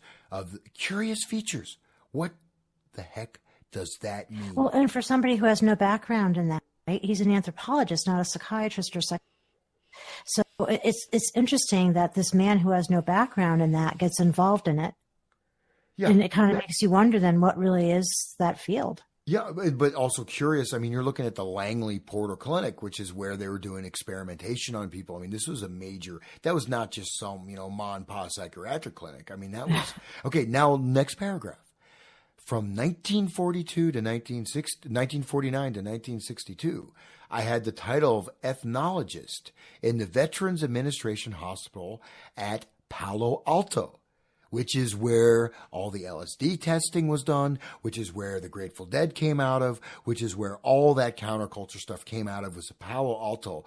That's where Ken Kesey was administered LSD, etc. So it's a very, very important position in a very, very, very central and important place. Even has, different kinds of occult connections as well. I won't get into that.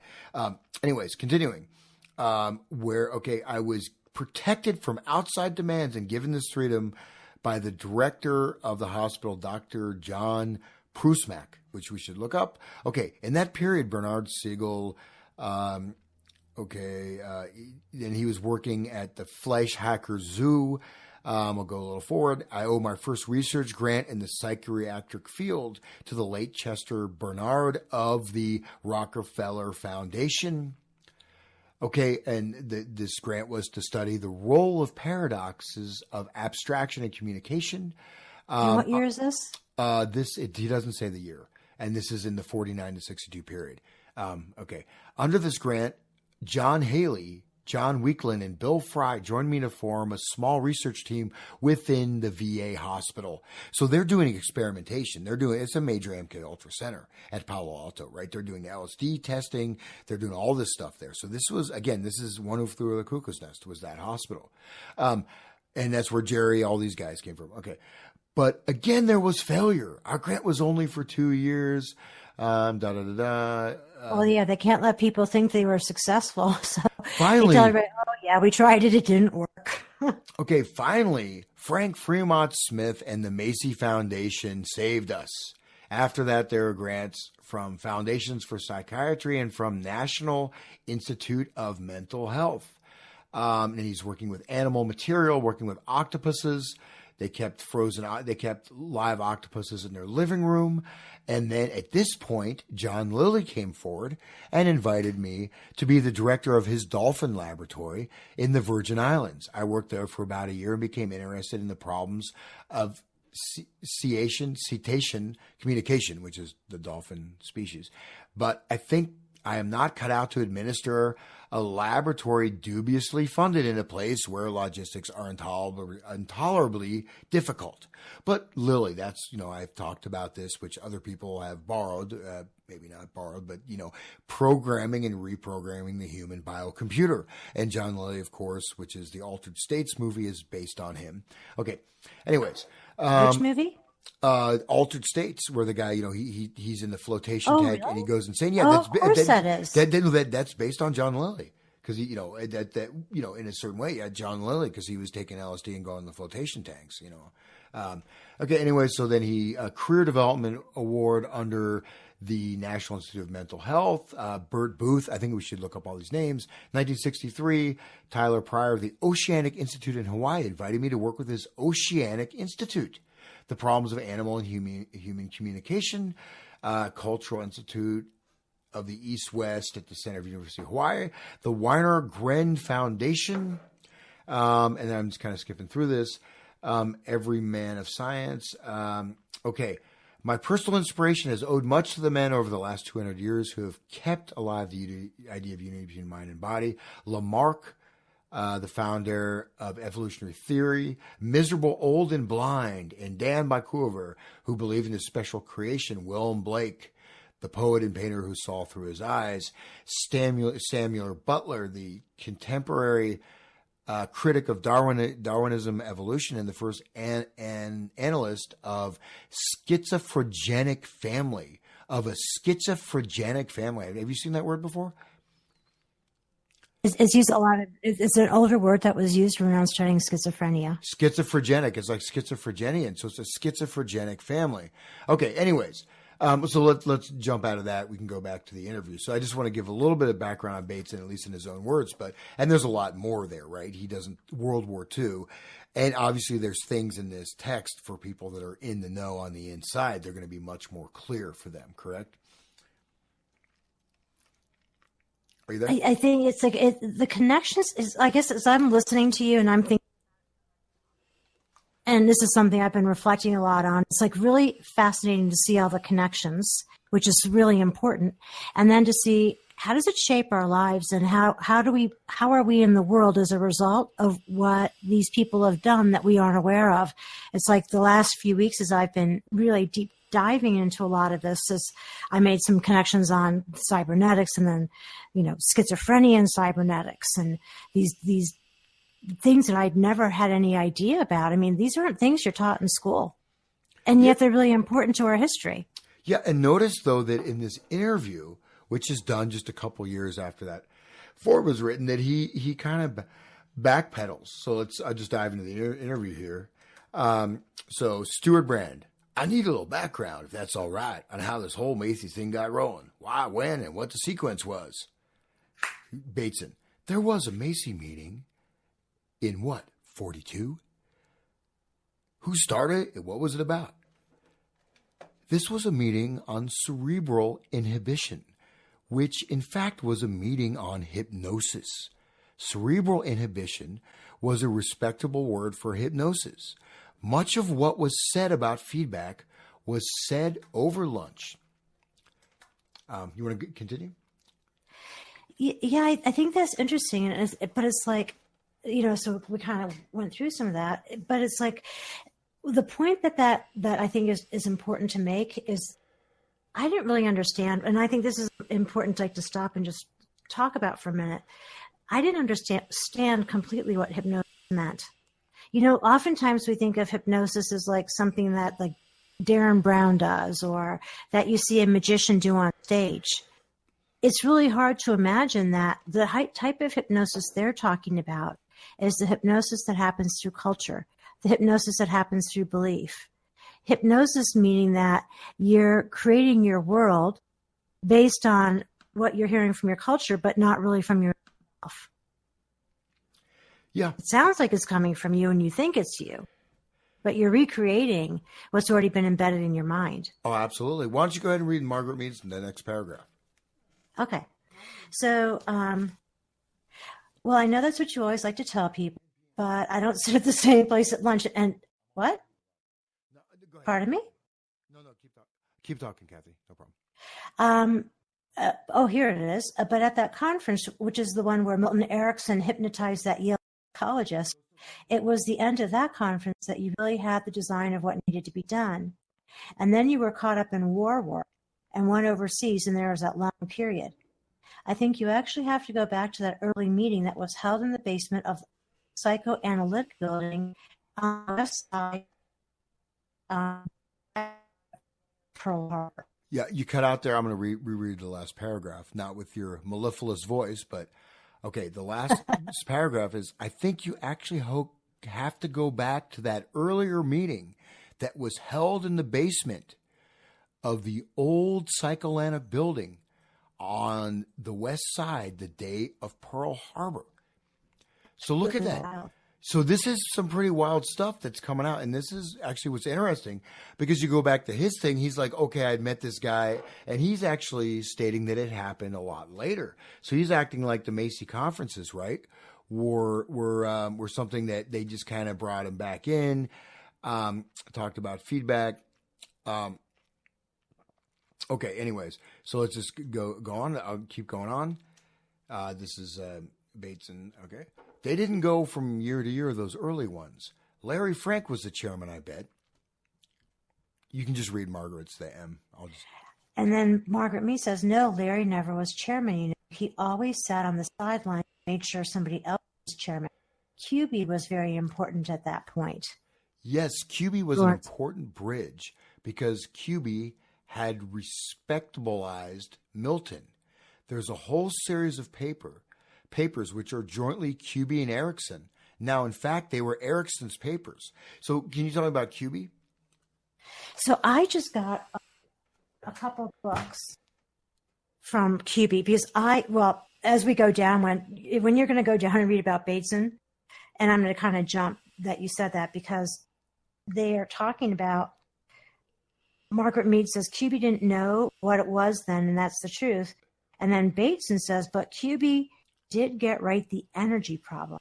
He was the first person that really took Freud's energy and said, look, it makes no sense.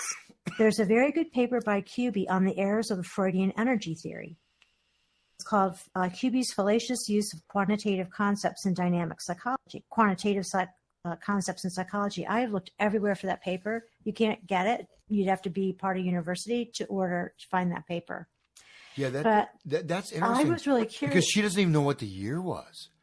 So that would be very interesting to see what's in that. Okay, 1947, published, and then we got Bateson, published in 1947, Psychoanalytic Quarterly, for which I suspect he nearly got read out of the church. He never said it again. And then Margaret, it was very hard to read QB out of the church. And notice this term, the church. What is a church? What are they talking about? Notice these what jumps. Church? Is it a church of psychoanalysis? What are they talking about there? Right. Okay, but notice this. It was very hard to read QB out of the church, because he had once been a neurologist. And that was the thing they were all scared of. Now, where is Rosenblum, Weiner, and Bigelow paper? The first great paper on cybernetics. Then we have Bateson. And that's the paper, Behavior, Purpose, and Teleology. Yep. So, okay, you want to go ahead and start the next page? Well, I think what's really interesting, too, is with QB's book, I got one of them. It just came today, actually. It's called Symbol and Neurosis. And I'm going to be really interested to see what this book is all about, because the thing around, symbology and all this, because it's so incredibly important. I just opened it up. Chapter 7 is the relation of the psychotic disorganization to the neural process. And I'm seeing more and more that it sounds so outrageous to say that this could be done, but were these people really socially engineered society to split, to become schizophrenic, such that it would be much more difficult to create their own meaning, and they would be much more receptive to taking in hypnotic meaning? Excuse me. Sorry about that. Yeah, absolutely. And then let's just put a little aside here. I mean, Stuart Brand, major figure in the counterculture, Whole Earth Catalog, precursor to the internet, and things like that. So Stuart Brand, again, is known as sort of like this hippie entrepreneur, but obviously he's a bit more than that. And then Oh, for notice sure. before the war, they're in the war. They have this conference on this stuff on hypnosis the day of Pearl Harbor.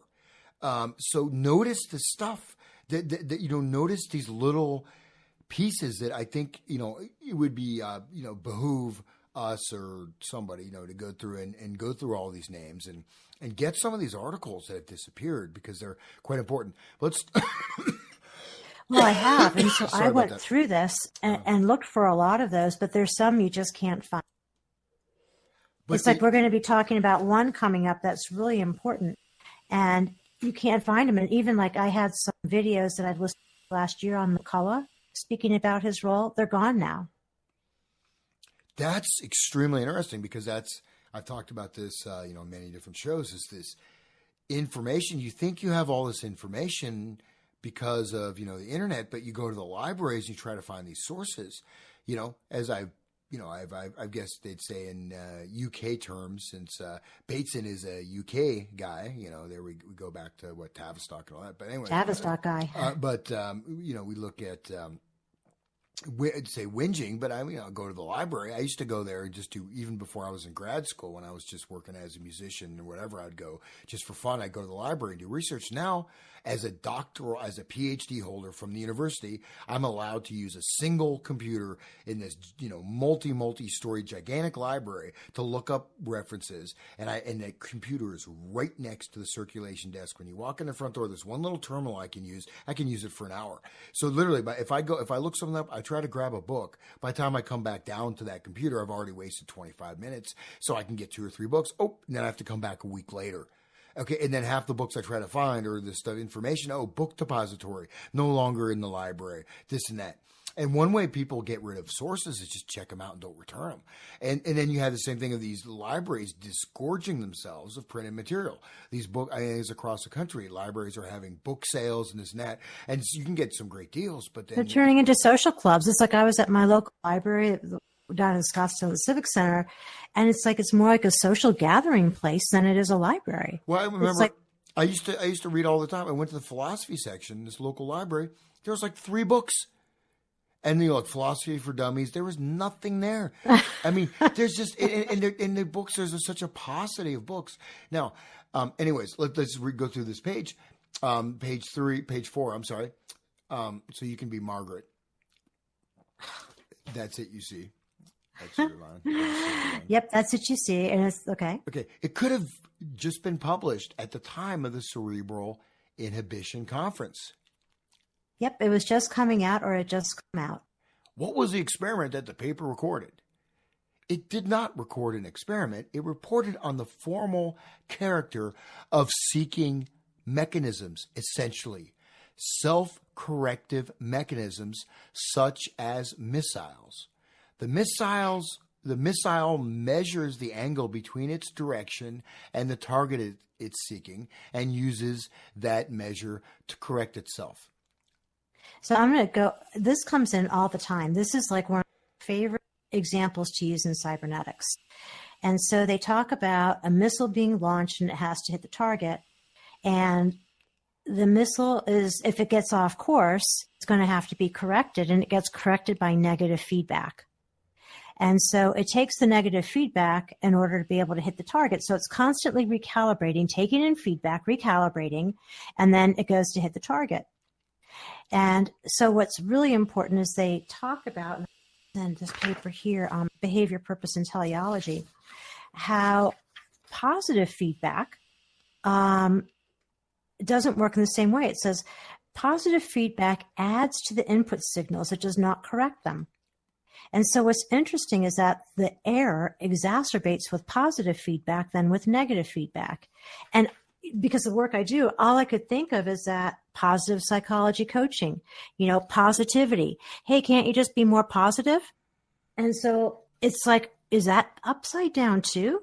Because if positive is adding to the input signal and isn't adding for any correction, if we're focusing on all of that, what are we really doing? Yeah. And then you'll hear people say, well, don't give me negative feedback. And the thing is, in cybernetic terms, it's the negative feedback that's being used to correct and ensure that you're hitting the target or the goal. Yeah, exactly. And just to bring up one point is that Bateson tends to, he does, some of his writing is rather cryptic, and he, just like NLP did, you have like Frogs into Princes, and I forget the other couple, Reframing, and some of these other books. Oh, They're and all Magic. written, the structure the of structure magic. of magic. They're all written in forms of dialogues. As Bateson, the first essays in his book here, which is basically his collected works, right? The first one is Metalogues, right? Metalogues. And I'm skipping some of these other things about, which is probably quite interesting, but I'm skipping his second forward. But metalogues is META. Metalogues are really important because what people don't realize is that we engage in a different way when we're listening to a dialogue, and things can get bypassed than when you're reading something like a technical work. So if I'm reading a formal book on communication, or when I go and I'm going to read Bateson's book on communication, The Social Matrix of Psychiatry, I'm going to read that in a very different way than when I'm reading The Structure of Magic, which is written more in the form of a dialogue. Yeah. And just read this Metalogues, which is section 2 of steps 2, not towards, steps 2 in ecology of mind. It's a very interesting title. Wouldn't you use the word towards? Steps towards an ecology of mind?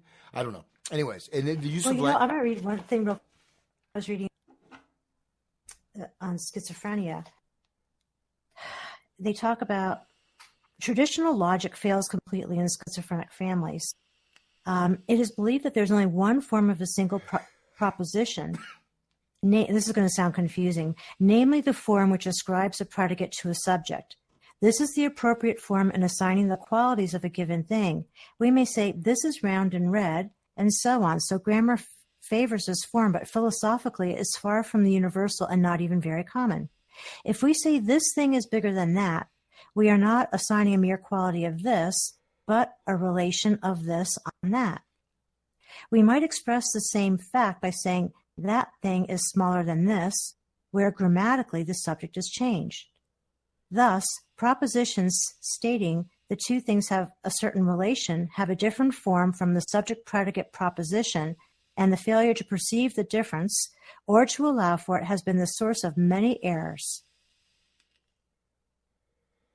Extremely interesting. Subject-predicate. It's super interesting because it's really interesting. Failure difference, because you think about today also how lazy we've gotten in language and even grammar. And so consider how easy it might be to do this means that. And we're not even aware of it. Yeah. And then you have really what you have is people that are highly aware of the specificity of language. So initiated into the curious field of psychiatry. So you have the term initiation, okay, which could be, but then you have the curious. What you're talking about, you're at the Langley Porter Institute. I mean, this is where they're doing drug testing. They're giving psychedelic drugs or whatever to servicemen that aren't aware they're being tested. I mean, all kinds of stuff was going on there at that clinic. It was not just your run-of-the-mill psychiatric clinic. But anyways, just the Metalogue, just real briefly, definition from Bateson. A metalogue is a conversation about some problematic subject. This conversation should be such that not only do the participants discuss the problem, but the structure of the conversation as a whole is also relevant to the same subject. Only some of the conversations presented achieve this double format. Notably, the history of evolutionary theory is inevitably a metalogue between man and nature, in which the creation and interaction of ideas must necessarily exemplify evolutionary processes. That, to me, is a pretty damn cryptic definition, is it not? But notice he says that the conversation, that the participants discuss the problem, but the structure of the conversation as a whole. What does that mean? The structure of the conversation as a whole. Well, that's why I know you've read it. When I first started going through and reading The Structure of Magic, it's a little bit hard to read because that's the way that they look at it. It's the structure of the dialogue. And they know what they're doing. It's kind of like what Milt Erickson did. You wouldn't even realize what he's doing, and it would affect your behavior. But notice because this. we don't realize the power of language. We use it all the time, but we don't realize how it can be used. Yeah, no, you're right. And notice this, though, that the next paragraph in this little brief definition, notably, okay, notice that first word, notably. So this is important. This is really calling attention to this point. Notably, it's not just as, for example, it's notably. The history of evolutionary theory is inevitably, it is compelled, right? It's compulsory. You cannot stop being this. So notice the word inevitably, a metalogue between man and nature. So how is the history of evolutionary theory a metalogue between man and nature? Okay, in which the creation and interaction of ideas must necessarily exemplify evolutionary process. So notice that. Must necessarily exemplify. 3 words in a row, no commas. It's a very powerful statement. It must. It's necessarily and exemplifies, meaning it's sort of a penultimate, or an ultimate example of this. So he's saying that, in a sense, that evolutionary theory is part of evolution itself. That by doing evolutionary theory, man is evolving in nature, right? It's essentially part of the evolutionary process. Is that not what he's saying there? Or is he saying something else? No, and it goes into, so I read 5 books at the same time, and it kind of gets confusing. Where did you get that? And I'm like, I wish I don't remember because I'm just so busy taking in information right now. And it reminds me, I just started reading Robots, Men, and Minds by Ludwig Burton Laffey, who is a systems theorist and very involved. A lot of those that are involved in the Macy conferences used work. And he says basically the same type of thing, and he talks about this evolution of man being about man's hubris, and that it's bringing man down. And I think to myself, what are these people really talking about? Like, for the average person, like reading this, it's like, who would think that? And I was contemplating it further, saying, people read about Burton, like I've read about Burton Laffey when I was reading books on systems theory and teams. Yeah. And you never read Burton Laffey. And unless you read his own writing and get a sense from where they're coming from, we really lose a lot of understanding of what's really happening. Yeah, absolutely. But what I want to foreground is I'm going to just read one of these metalogs. Okay. We're like this reading class. No, it's fine. I like the stuff. I decided that I like it. So, because it's interesting, right? You get the direct source material. And to me, that's interesting, right? It's nice to hear people talk about stuff, but what happens, and even if we're just talking all the time, unless, we're doing research to active notes, I really like this format in that, because I think this is a deep subject and it's very important to go into it. So it's it's like a discourse, right? It's like the, one of the desert fathers, the Gnostic fathers, or, whatever, or someone, like even you have these Buddhist texts, the Upanishads or whatever, and they had to be explicated by a teacher. You read the text, you get really nothing, you get very little out of it. But what he's saying is that the dialogues themselves, the structure of the dialogue they induce that process. Okay, so you know what I mean? So if you're talking about schizophrenic, you may actually be inducing schizophrenia by talking about the problem, which, Absolutely. Know what I mean? Okay, let me read this metalogue, which is super interesting. And it's brief, so let me read it quickly. Okay, daughter, daddy, why do things get in a muddle? Father, what do you mean? Things? Muddle? And okay, I'm not an actor, so I'll use this feminine voice for the daughter. Okay. Well, people spend a lot of time tidying things, but they never seem to spend time muddling them. Things just seem to get in a muddle by themselves, and then people have to tidy them up again. But do your things get in a muddle if you don't touch them? No, not if nobody touches them. But if you touch them, or anybody touches them, then they get in a muddle, and it's a worse muddle if it isn't me. Yes, That's what I try to keep you from touching the things on the desk, because my things get in a worse muddle if they are touched by somebody who isn't me. But do people always muddle other people's things? Why do they, Daddy? Now, wait a minute. It's not so simple. First of all, what do you mean by a muddle? I mean, so I can't find things and it looks all muddled up. The way it is when nothing is straight. Well, but are you sure you mean the same thing by muddle that anybody else would mean? But, Daddy, I'm sure I do. Because I'm not a very tidy person, and if I say things are in a muddle, then I'm sure everyone else would agree with me. All right, but do you think you mean the same thing by tidy that other people would? If your mummy makes your things tidy, do you know where to find them? Sometimes, because you see, I know where she puts things when she tidies up. Yes, I try to keep her from tidying my desk. I'm sure that she and I don't mean the same thing by tidy. Daddy, do you and I mean the same thing by tidy?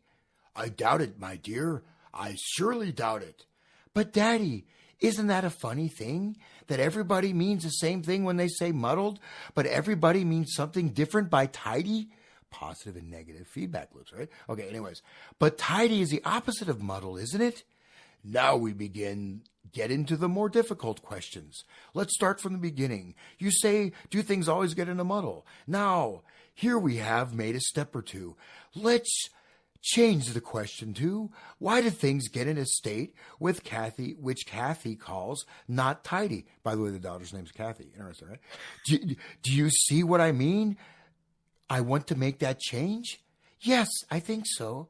Because if I have a special meaning for tidy, then some of the other people's tidies will look like muddles to me, even if we agree about most of what we call muddles. That's right. Now, let's look at what you call tidy. When your paint box is put in a tidy place, where is it? Here on the end of the shelf. Okay, now, if it were anywhere else, no, that would not be tidy. What about on the other end of the shelf, like this? No, that's not where it belongs. Anyhow, it would have to be straight, not all crooked the way you put it. Okay, in the right place and straight. Yes. Well, that means there are only a few places which are tidy for the paint box. Only one place. No, a very few places. Because I move it a little bit like this, it is still tidy. All right, but a very few places. All right. Very, very, very few places. Now, what about the teddy bear and your doll, and the Wizard of Oz, and your sweater, and your shoes? It's the same for all these things, isn't it? Because each thing only has a very, very few places which are tidy for that thing. Yes, Daddy, but the Wizard of Oz could be anywhere on that shelf. And, Daddy, do you know what? I hate it when my books get all mixed up with Mommy's books. Okay, sorry, it keeps going, but he brings in name spelling, the Wizard of Oz. Okay, maybe that was a little weird, but it's pretty weird. It goes into spelling, camera upside down. It's pretty weird. Okay, what is that dialogue doing, right? Is that almost like you look at the... Well, it's putting her, it reminds me of the book I was reading on cybernetics and schizophrenia, because nobody ever really knows what's going on. That's the whole thing. And so it's like you have to guess. And then the thing is, you can never win. There's never a good solution. And that's the whole thing around the chaos that's being created in the world today. It's like there's so much chaos, it's overwhelmed. You don't really know what's being said. And so what's the solution? I mean, that is a perfect example of what you just read. Very well, I might add. Oh, thank you. Well, there's a few more interesting things. Crap. Let me just finish a little bit of this. Daddy, you didn't finish. Why do my things get the way I say isn't tidy? Notice, get the way I say isn't tidy. So suddenly we have this multiplicity of definitions. We no longer have a single reality. We have all these definitions. And then notice this really weird neurotic state she has. Well, he's making her neurotic, and that's what schizophrenics do. That's characteristic of a schizophrenic family, is that there's this neurosis created because you become hypervigilant, because you really never know what's going to happen or how to respond. Yep. Okay, let me just keep going here. Okay. Did I ever read this? Okay. 2 minutes left. Okay. Okay. Okay. Okay, then she's like, Daddy, stop it. Stop fooling. So she starts to freak out, right? She going on and tidy and untidy. She starts to freak out. And then she's like, oh, Daddy, stop it now. Father, No, I'm not fooling. That is the reason, and all of science is hooked up with that reason. Let's take an other example with a hyphen. An other. It's not another, an other example. Oh, really? Yeah. If I put some sand in the bottom of this cup and put some sugar on top of it and now stir it with a teaspoon, the sand and the sugar will get mixed up, won't they? Okay. Anyways, then one last quote. I'm skipping ahead. All right. Take another example. Sometimes in the movie, you see a lot of letters of the alphabet all scattered over the screen, all higgledy-piggledy, and some even upside down. And then something shakes the table, so all the letters start to move. And then the shaking goes on. The letters all come together to spell the title of the film. Yes, I've seen that. They spell Donald. And then it goes on. But that's pretty far out, isn't it? I mean, in terms of... It really is, and we don't realize, and this, we're going to be up in like 1 second, it's happening all in the world today. And it's going to tie into like the whole fake news here. Yeah, exactly. And that's why this is such an interesting topic. And that's why we're doing it. Let me play the closer here, and we are all done. Thanks, everybody, for listening. We'll be back next week.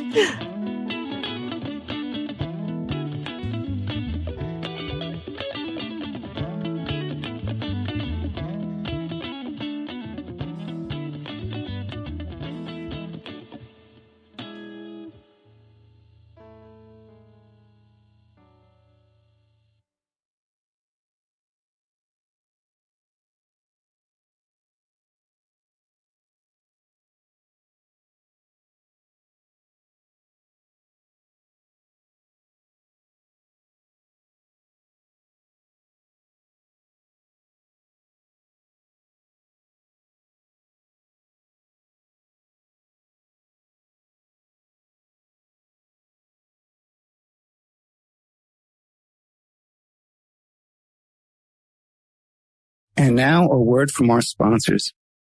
WPR Rebuttal, covering the sides of the story missed by Wisconsin Public Radio, bringing narratives the UW System Board of Regents won't allow, shedding light on perspectives the owners of WPR don't want you to hear. Every Thursday at 12:30 Central Time, WPR Rebuttal is your destination for grassroots journalism in Sauk County and beyond. Our host, Senator JPO, provides insightful analysis into stories that are only superficially covered by mainstream press. A recent inventory of topics includes college graduate underemployment, yellow journalism in the media, and favoritism in the public sector hiring process. Get your WPR Rebuttal fix Thursdays at 12:30 Central Time.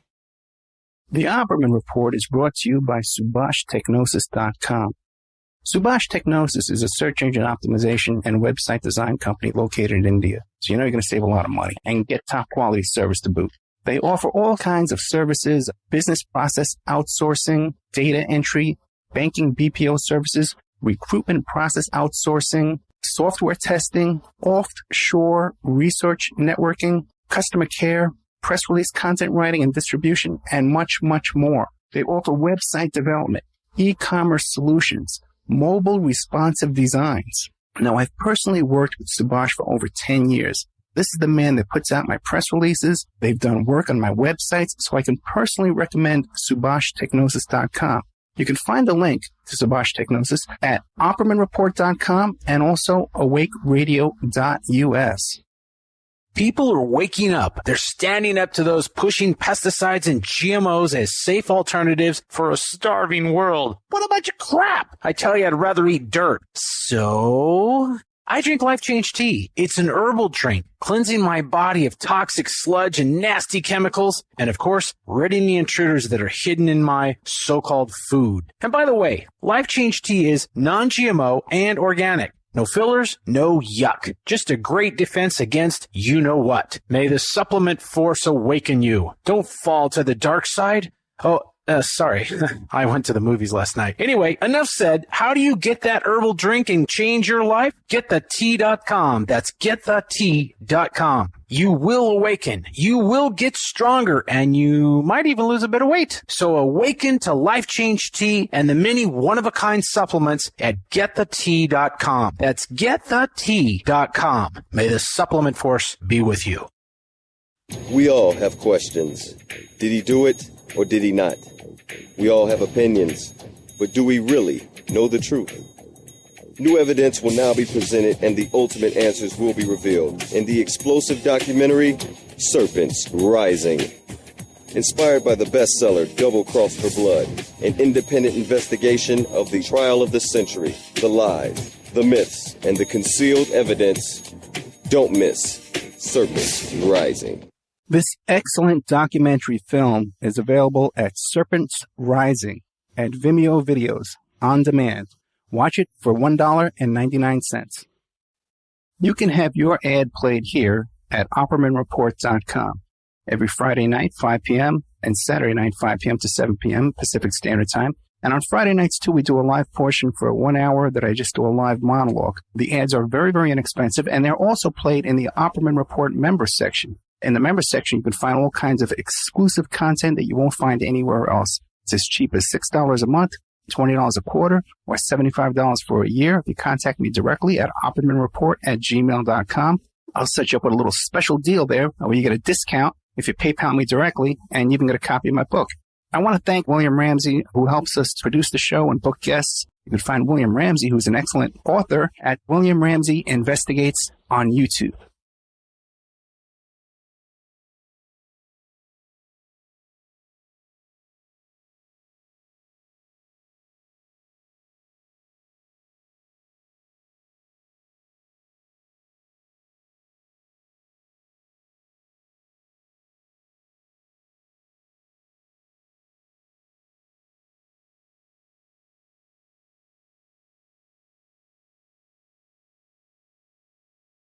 And then she told me that her granddaughter... John, are you listening to me? Of course I am, Mom. Well, then why are you on your phone, ignoring your poor mother who only loves you and wants to spend time with you? I was doing some banking on the Wells Fargo mobile app and I got carried away. Pay your bills? Done. Check your balances? Done. Deposit checks? Done. Even send and receive money? Are you updating your status right now? With the Wells Fargo mobile app, it's easy to get banking done. Learn more at wellsfargo.com/getbankingdone. Wells Fargo Bank, N.A., member FDIC.